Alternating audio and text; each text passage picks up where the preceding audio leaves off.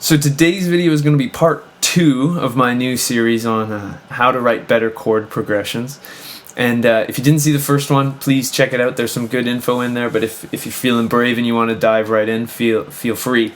And in today's video, we're going to talk a little bit about the concept of secondary dominants and how they function in chords, because this is something that often kind of baffles my students, but it actually makes a lot of sense when you get there.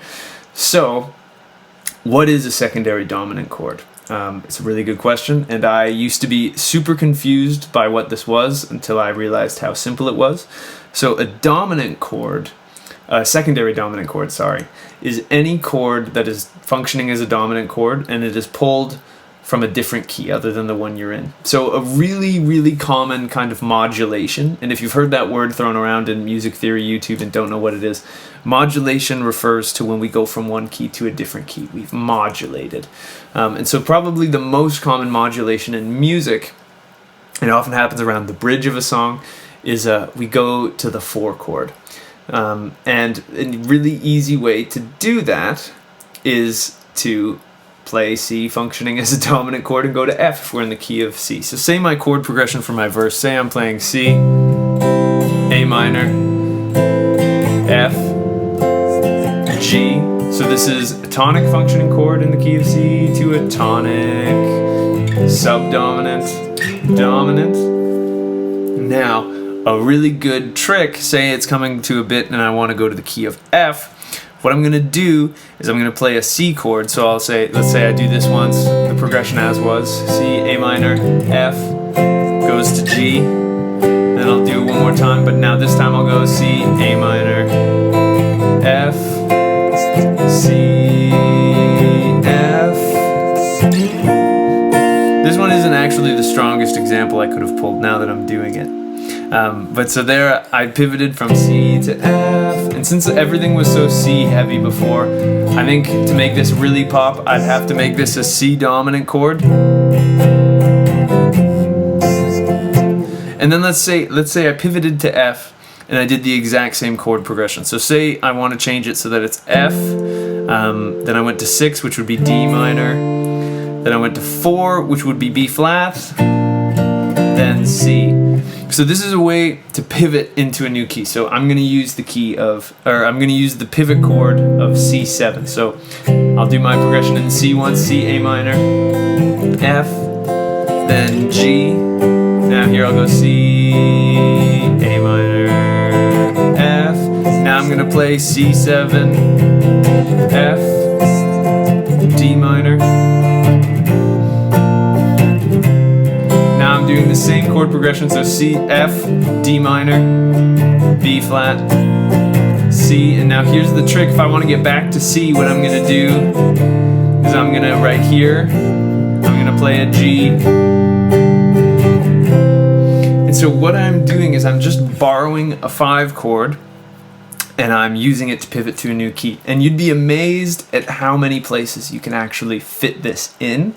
Like, say for example, C to F is a pretty common one, but let's say I wanted to go from C to the key of E, up a major third. That's a bit of a tricky change, but if I put the 5 chord in the key of E, it's going to be B major. And now, if you want to figure this out, if your brain doesn't know all of these keys and all of these chord functions, a really good trick is if you know this 1 octave shape, 1, 2, 3, 4, 5, 6, 7, 8 of your major scale, you could go, so I'm in C and I'm functioning in C, you know, it's good. If I wanted to know what my chords are in E, if I play that same shape starting from E, if I go 1, 2, 3, 4, 5, here I find that I'm on B, so B is my 5th of the key of E.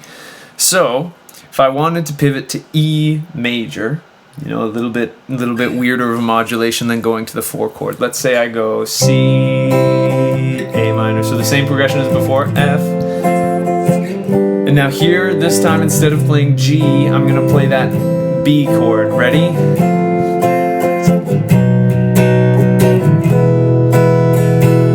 And that pivots me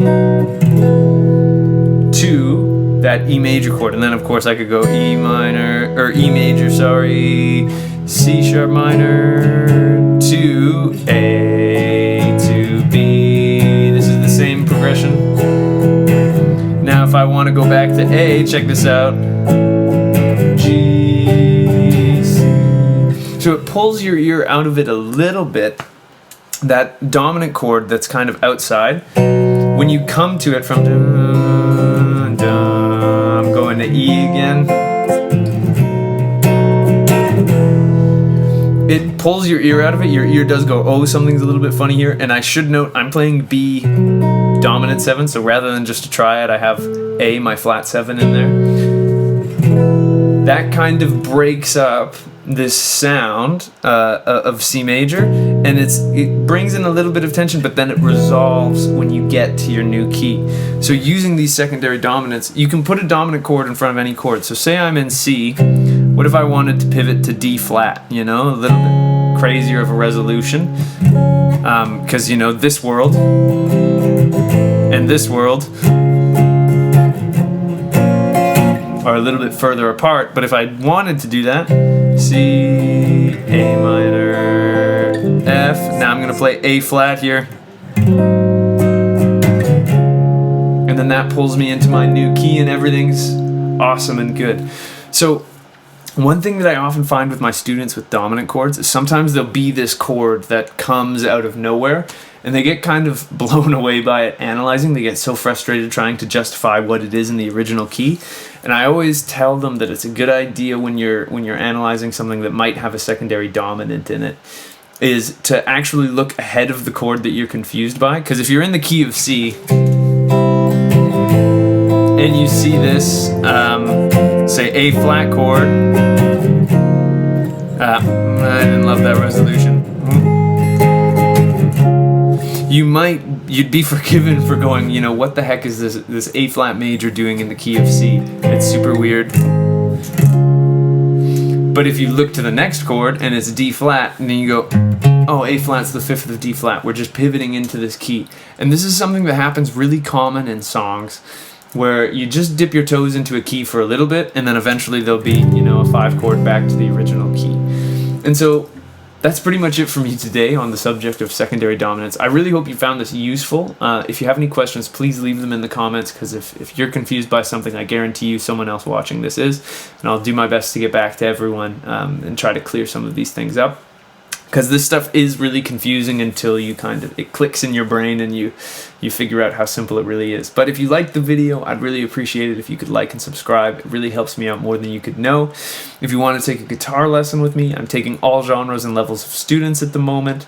I've been working with a bunch of you from YouTube lately, and it's actually been really fun to connect with a bunch of people all over the world. And so there's a link in the description to the lessons page of my website where you can get in touch with me. And last but not least, I wish you a wonderful day, and I hope you get to have some fun playing the guitar. Thank you so much for watching.